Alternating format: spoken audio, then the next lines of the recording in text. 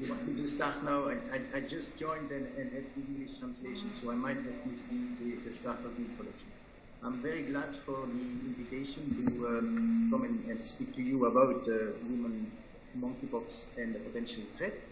My name is Bernard Hoet. I'm the head of medical strategy at Bavarian Nordic, which is a vaccine company, a vaccine developing company that is quite recent. And who has a vaccine that has shown effect against human monkeypox. So I would like to, how do I move my slides? I would like to speak about 4 topics, very rapidly just sketching what monkeypox disease is.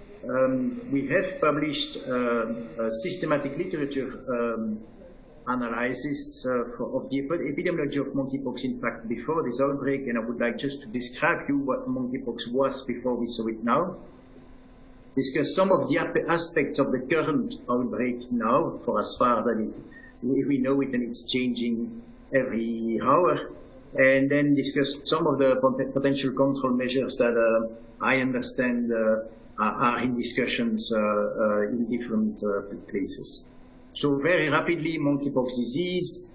Monkeypox virus is a member of the orthopox virus genus. The symptoms are very similar to smallpox, but they are less severe. But as I will show you, there is a mortality that can go up to 10% in endemic countries. Monkeypox is a zoonotic disease. It is really there in animals, in rodents, in endemic countries. But one has also seen human-to-human transmission even before the current outbreak. So it was first detected in monkeys in 1958, but in fact the zoonotic part of it is not monkeys, it's rodents. And the first human case was reported in the 70s. Since then, it has been seen that there are 2 clades, the West African virus clade, which is the one that is circulating worldwide for the moment, and the Central African virus clade. And in fact, the reason why it's a quite recently discovered disease is because smallpox vaccination was, or is still conferring protection against monkeypox as well. There is a cross protection. And estimations have allowed to discover that the effectiveness against monkeypox of smallpox vaccination was 85%. But as you know, smallpox vaccination has been stopped 40, 50 years ago, and that is probably one of the part of the reasons why we see monkeypox nowadays, as I will tell you. So rapidly, the review of the epidemiology so far. This is the paper that we have published. It was published in February of this year. The idea was that the research questions were to analyze from the literature if there were any changes in incidence, changes in the characteristics of the cases, changes in transmission, and changes in case fatality rate. That was based on some initial analysis where we seem to see some differences between older people and newer people. We also wanted to analyze from the systematic literature what the risk factors were for the acquisition of monkeypox. So we did a literature search using Medline, accessed by PubMed, and we looked also in Embase and in African journals online, in an internet library of sub-Saharan Africa, and then we also searched for several websites, mainly WHO, but also CDC, Africa CDC, Nigeria CDC, etc. The data log point was September 2020. And in total, we identified 49 peer-reviewed journals, articles, and 18 reports from the grey literature, mostly from WHO, as I just said. Here are a few results of our analysis. First, about the change in number of cases. If you look at the 70s, between 1970 and 1979, there have been publications that indicate 47 cases in 6 African countries. And then in the 80s, you see that there is a tenfold increase approximately with 356 cases. Increases mainly from the DRC, but you see also that there are more countries that are that report cases. In the 90s, there were only cases reported in Gabon and in DRC, but in the DRC there was again an increase. And then if we go in 2000, 2009, from that moment onwards, in the DRC they did not report systematically confirmed cases, but only suspected cases. And so the calculations are a little bit more difficult, but only just outside of the DRC, there were 139 confirmed cases, and then in the DRC, more than 10,000 cases. And there was also an outbreak in the United States associated to the introduction of pet prairie dogs that were infected, and then infected 47 persons. And then in the last 10 years, there were even more cases, with approximately a doubling of the number of cases, both outside and in the DRC. And there were also cases exported in Israel, in UK, and in Singapore. So really we see a very important increase of the number of cases. One of the questions is this an increased reporting, or is this really something? There is one paper that reports the evolution of the incidence of suspected cases over time in the DRC. And you see in the graph below, although the variability in the different years is very high, one sees an increase in incidence. There is another element which is interesting and demonstrates that this is not just reporting, and that is the median age at infection in the African countries. And that was also reviewed. And you see here for the different decades, all the studies that report the age and the median age, and then we did the weighted median age of all the publications over the different decades. And what you can see that in the 70s, the weighted median age was 4 years. In the 80s, it was 5 years. There was nothing in the 90s except one paper. Year 2000, 2009, 10 years, and then thereafter 21 years. So there is a very clear increase in the age at which disease is observed or reported. And so that is one of the hypotheses, is that that would be linked to the increase in age of people that are not vaccinated with smallpox. And so leaving the field open for the virus to develop and transmit. Looking at the case fatality rate, and this is the first report that really analyzed in depth the case fatality rate of the two different clades, using the papers that were available. If you look at the combined case fatality rate in the endemic countries, you see 8.9%.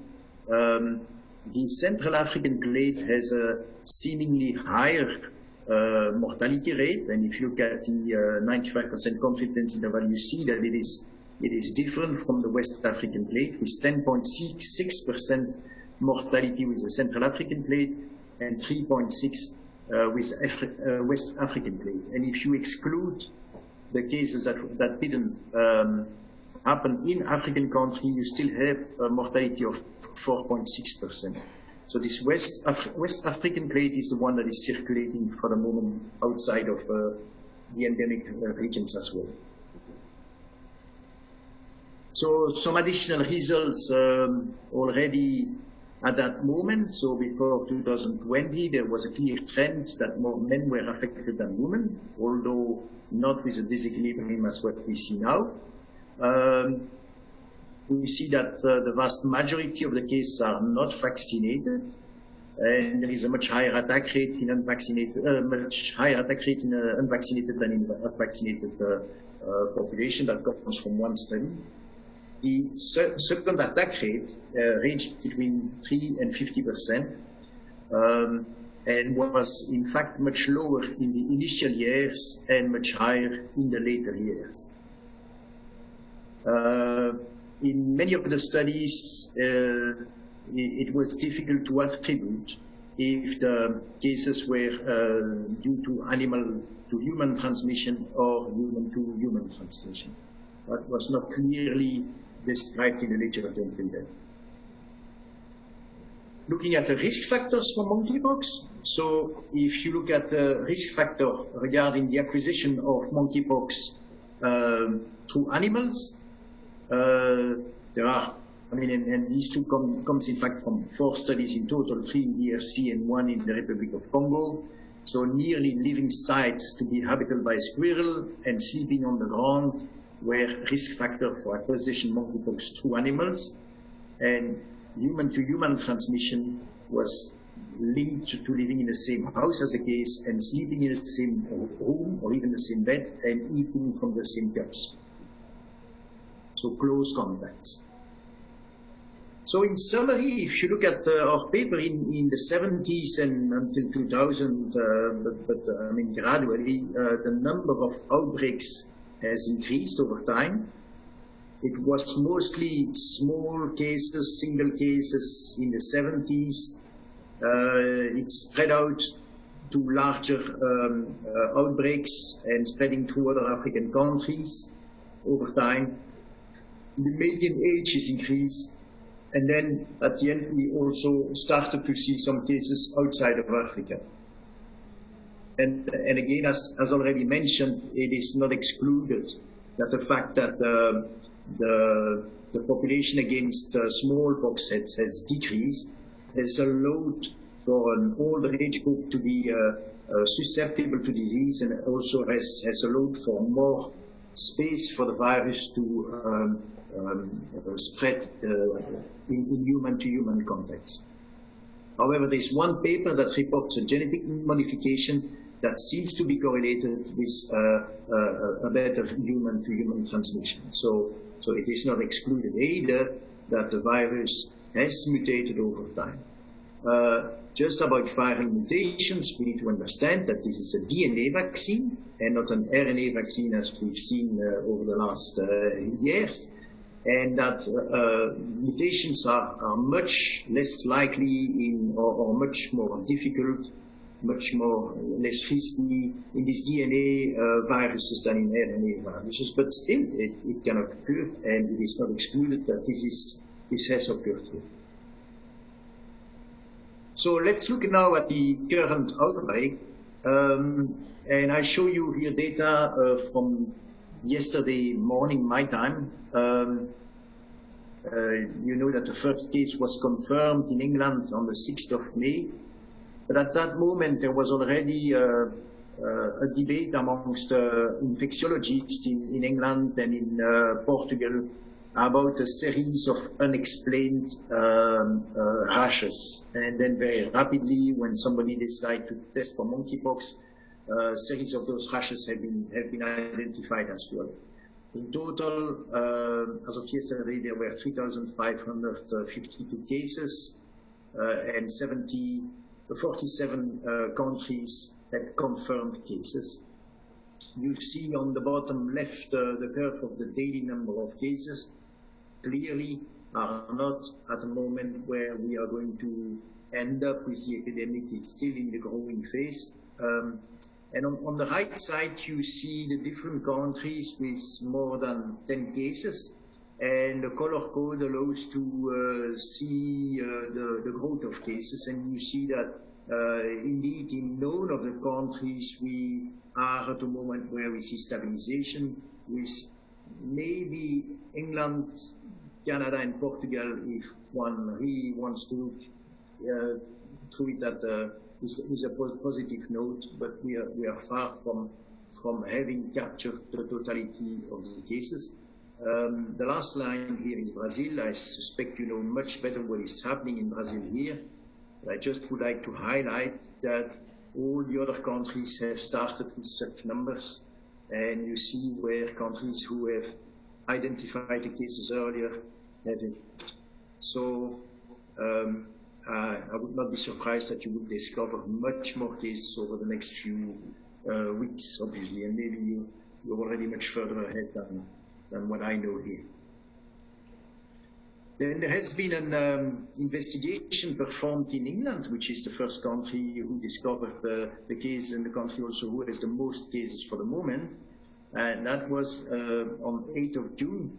And at that moment, there were 320 cases in England, and the median age was 38 years. And you see that the gender distribution was purely male. I mean, there were 3 female at that moment. And then in a special subset that was interviewed of 152 persons, in fact, all except one reported same-sex contact. But only 22 had foreign travel history. So far, until then, all the monkeypox cases that have been discovered outside of the endemic regions were clearly linked to travel to Nigeria, in fact. And here at once, it seems that that is not the case. The median reporting delay was 10 to 12 days. And that is important from a prevention point of view because, I mean, contact case contact vaccination seems to be a bit difficult because that comes a little bit late. Here is an analysis of a subset of the group, and that subset is composed of 45 subjects. In this analysis, it's subjects that have these that are participating to these geographically diffuse sexual networks. 1/3, approximately 36%, report not to have attending any sex on premise venues or festivals in the last 3 weeks before the symptoms of onset. But 98% report to have having had sex during the incubation period, out of which 44% in sex on premise venues or saunas or sex clubs or private parties. Only 1/4 was with men not from the UK, so again, it's not just pure importation, and 44% reported to have had group sex. What is important to realize is that 60% of them have been diagnosed with a sexual transmitted disease in the previous year. So this is an angle to also keep in mind when thinking of management. The activity, the minority of the cases came from international festivals or events. 44% of the subjects report to have more than 10 sexual partners in the previous 3 months. 30% of them in cities other than their place of residence, and 20% reported to have sexual activities abroad. One other part of this report that I'm discussing is the genome findings in the UK monkeypox strain. So as I said, the DNA viruses are more stable to mutation than RNA viruses, but here there were 48 single mutations reported relative to the UK strain that was discovered in 2018 and imported from Nigeria. 21 caused changes in viral proteins, and there are 3 that are of higher priority because there are mutations in one protein that is a T-cell inhibitor, and it has been shown that knocking of this protein into non-virulent cowpox strain increased the disease severity and the mortality in rats. So now, this morning, I realized that there was a second technical report that was published yesterday. I scanned through it, but I had no time to update my slide. But first of all, I mean, the number of cases in UK has increased to 846. And instead of 45 questionnaires, they have now 321 questionnaires. But looking at the data, nothing has fundamentally changed. It's the same picture. For example, out of these 846 cases, there are only 3 women. So I have made here a very top line summary of the recommendations for monkeypox vaccination so far. The first country that came with a recommendation was in fact Germany. You see that all the recommendations that we have suggest to give post-exposure prophylaxis to contacts. All of them also recommend to have pre-exposure prophylaxis for occupational persons, mainly healthcare providers, but they vary very much about who to vaccinate and who not to vaccinate. There is no one that says that all the healthcare providers need to be vaccinated. It's especially those who are taking care or taking close care of those cases that should be vaccinated. And then you have the pre-exposure prophylaxis of high-risk group. Germany has recommended this, UK has recommended this, Canada has not recommended this, but some provinces are applying it or have recommended it and are applying this, and all the others are not yet applying this.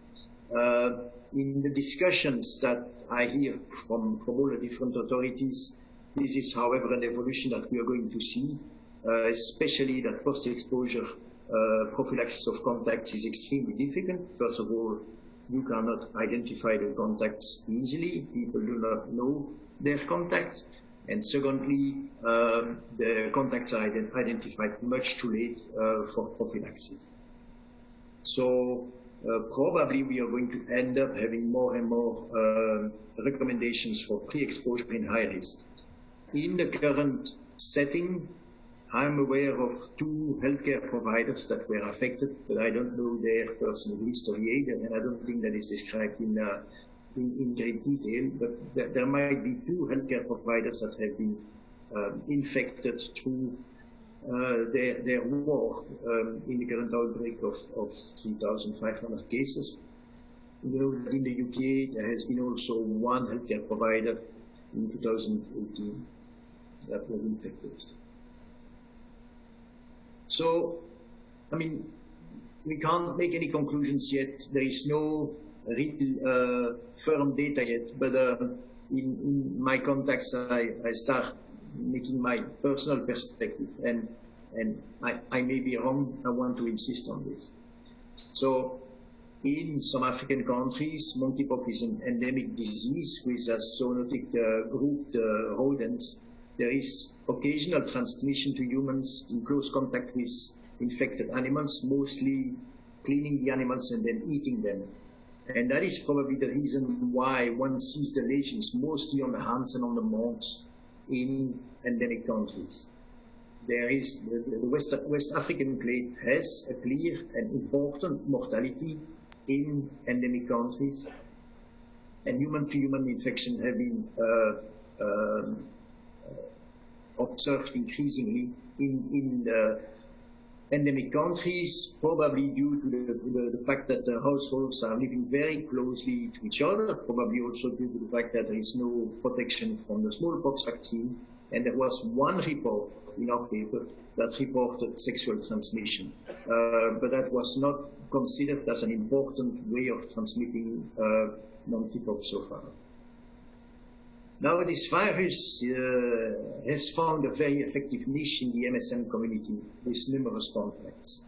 And it has grown very rapidly and a bit submarine, we had not realized. And now we realize that there is this infection in this community. So it has grown rapidly, and it's probably not going to stop very soon. What is interesting to realize, I mean, there are a few differences with the disease as seen in endemic countries. And for example, the lesions are around the genitalia and not on the mouth and the hands. It is not yet known if it is because of these very close contacts that these persons have together, or if the disease is truly sexually transmitted. The virus has been found back, or genetic material of the virus has been found back in the semen, but it's still not clear if that is an important mode of transmission. I'm not aware of any person that died from confirmed monkeypox in this outbreak. Probably it will come, but so far not. So very clearly we are at other figures than what we have seen in the endemic countries. It is absolutely not clear if it is due to the fact that the disease severity is different or due to a different way of managing the cases. And then so far, we have seen very limited transmission to other populations. And if the close contact needed to transmission is true, is maintained, like what we have seen in eating infected animals or in the MSM community for the moment, there is limited chance that there will be a massive transmission to the other population. And probably there will be some spillover to the other population, but it is not expected that we will see sustained transmission. And here I mentioned a few risks that I have already mentioned to you so far. I mean, what is the real risk for healthcare providers, healthcare workers? How can we avoid that risk? Is vaccination, surely hygiene and containment measures are important, and vaccination might be a part of it, but we need to evaluate the risk. So far, I think the risk for sustained transmission within the general population is very limited, and we'll have to analyze that further. And there have been some indications that the virus might have mutated, and there is one paper that says that such a mutation can increase transmissibility, but it's not clear to me yet if this is really something relevant and if we are in the face of a new disease or if there are minor changes in the disease and minor changes in the transmission. So then let's look at the potential control measures. And so there are three things to document here. First, the better documentation.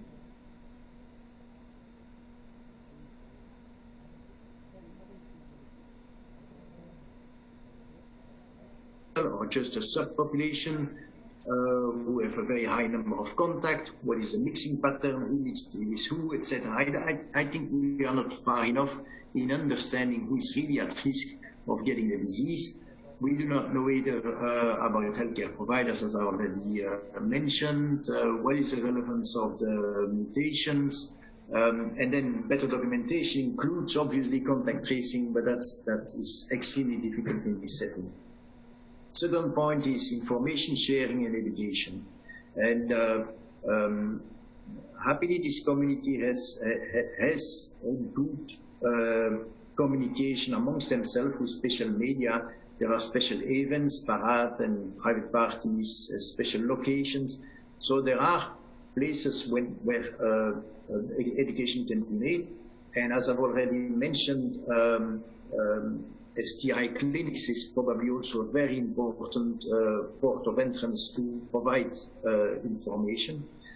A high proportion of the subjects that have gotten monkeypox also use pre-exposure HIV prevention, and so that is surely also a way in to be able to contact all the people that come and get HIV prevention might be also good candidates for further prevention against monkeypox.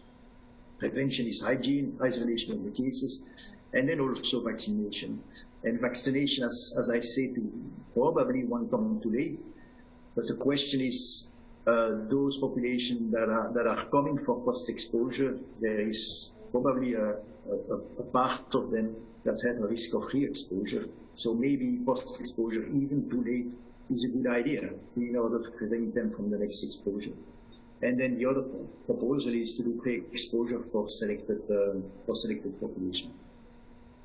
So speaking of vaccination, I just would like to speak about the existing vaccine. So this is the modified Ankara Bavarian Nordic vaccine. That is the vaccine that was created by the company I'm working in. and then also used as a vector for producing other vaccines. It is a very attenuated vaccinia virus, and it doesn't replicate anymore in human cells. It still replicates in avian cells, and that's how it's grown and produced, but it doesn't replicate anymore in human cells. So it doesn't have a lot of the issues that were there with the previous smallpox vaccines. So no risk for inadvertent inoculation, no risk for auto-inoculation, no risk for uncontrolled viral spread. The only contraindication is for the hypersensitivity for the active substance or any of the expedients. It's administered in 2 subcutaneous doses, 28 days apart, and it's licensed for use in adult. It's licensed in the United States under the name Genios, in Canada under the name Invamune, and in Europe and United Kingdom under the name Invanex. Just would like to show you one of the studies that we performed that has been published in the New England Journal of Medicine. What is interesting is that this is in fact an orthopox human challenge, because that was, the existing vaccines before that, the second generation vaccines were replicating vaccines. And the replicating vaccine with a bifurcated needle, and then that vaccine needed to grow and create a kind of abscess at the place of inoculation, and then a small scar.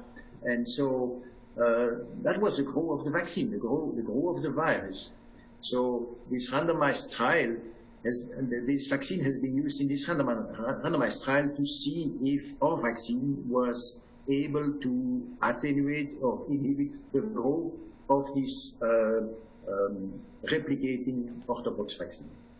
So 2 groups, one received 2 doses 4 weeks apart of our vaccine, and then ACAM2000, and then was analyzed 4 weeks later.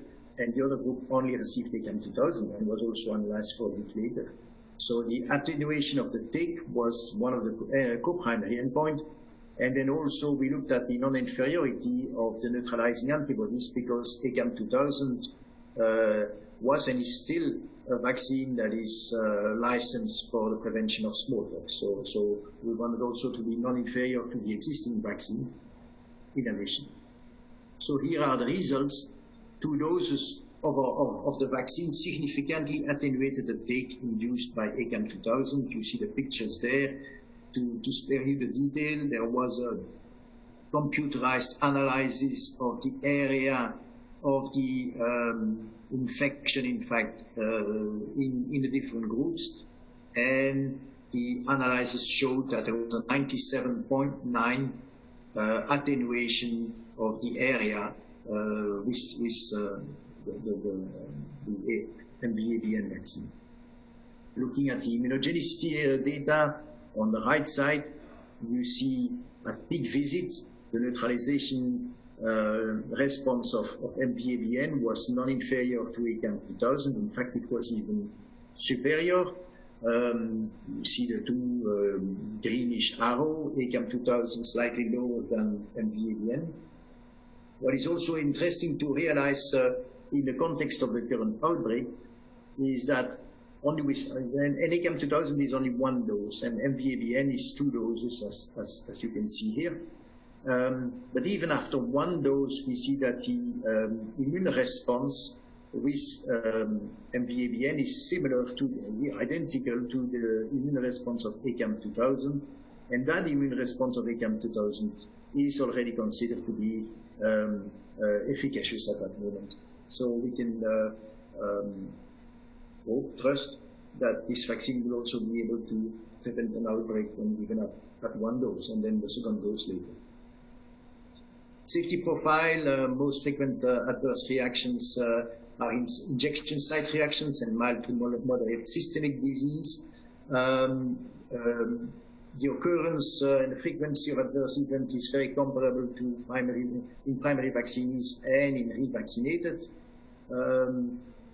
And then very important in view of the comparison with ACAM2000 is that this vaccine was administered safely in HIV infection individuals, atopic dermatitis patients, and subjects who had undergone previous stem cell therapies. No case of myocarditis. You might remember that the old replicating vaccines are giving a high level of myocarditis. We have not observed that here. So this vaccine has also been used as a vector to construct other vaccines, and the Ebola vaccine licensed by Janssen, for example, is composed of one adenovirus vector given first, and then a second dose of this and the same MVABN vaccine, but with Ebola genes inserted.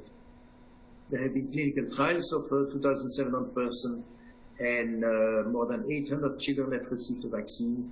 There is a mass vaccination program that is ongoing with 200,000 subjects fully vaccinated, and there is no safety signal. There is also an RSV vaccine that is a candidate vaccine that we are developing. We just started the phase 3 in that study, and also there we have 337 adults that have completed phase 2. We have had a challenge study with an RSV challenge in 30 subjects, and here also, and the study is ongoing. Here also, so far, we have not seen any safety signals. So there is already, although still limited, good evidence that the safety profile of this vaccine will be acceptable. There are some preclinical data that support the use of this vaccine for the prevention of monkeypox. So we have done there have been 7 non-human primate monkeypox challenge studies that were performed, challenging with monkeypox virus, and 80 to 100% of the vaccinated animals survived versus 0 to 40% of the control virus, depending on the different challenges. Interesting as well, in a non-human primate monkeypox model, there was a comparison between 1 dose of this vaccine versus 1 dose of Dryvax, which is one of the earlier replicating vaccines. And the difference of MVABN and the replicating vaccine is that replicating vaccine, you give a small dose, and then that small dose is growing. And so the immune response comes when you have a full infection, in fact. Whereas MVABN, because it's not replicating, we can and should and do administer much higher doses straight away from the beginning, because it doesn't replicate. And so the doses are there immediately. And what we see is that that helps to induce a faster immune response. And in one of the, in this study, you see that you have 4 out of 4 animals surviving with MVABN versus 1 out of 4 animals with Dryvax when challenged on day 4. So you have a very rapid start of the protection. There is even a study in a prairie dog post-challenge vaccination model where we see that 7 out of the 8 animals vaccinated with MVABN survived when vaccinated 1 day after a double LD50 challenge dose. So those are the elements we have to support the fact that this vaccine will also prevent disease in monkeypox. And in the United States, in Canada, we have the indication with this vaccine for monkeypox based on these data. These same data are being submitted to Europe and UK as we speak, in order to very rapidly also get indication for monkeypox in these countries, and we hear that that will go fine. So with this, I would like to just get to a point where I would like to reflect upon what we have already learned so far. And so, yes, monkeypox is on the rise. I think our paper clearly identified this. The smallpox eradication and the lowering of the smallpox eradication and the lowering of the immunity against smallpox are probably playing a role. Possibly also there are some viral mutations that are occurring. The virus unfortunately found an ideal niche for sustained transmission, But I think, based on what we know so far, there is a relatively low risk of a sustained transmission in the general population. But we'll have to see how things evolve. So targeted pre-exposure vaccination might need to be part of the management of the outbreak. So a full control of the outbreak will probably be very difficult due to the broadly international interconnected community. We should vaccinate then the whole community worldwide if we want to really stop this outbreak now. So I think we will need to start reflecting upon living with this virus and continue the targeted pre-exposure vaccination at later stage, or small outbreak controls. Probably countries will be able to eliminate the virus in their communities, but then there will be importation once in a while. And an important point is that this outbreak has increased the awareness of the growing issue in endemic countries. I've been speaking about monkeypox in endemic countries over the last 2 years with I mean, very little interest, in fact, and I understand why. I mean, there were so many other public health priorities, and I fully get this. But now I think endemic country public health authorities understand that there is a growing issue, and so they might need to re-evaluate their public priorities. I don't know. I'm not sure that monkeypox will raise the bar to the level where this is one of the priorities they need to take care of immediately. I think they have so many other challenges that will need to be prioritized, but the evaluation will be of great use. So that's what I wanted to tell today.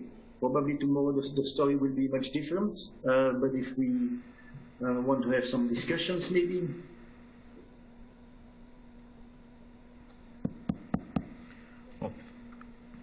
Vamos aplaudir, pessoal.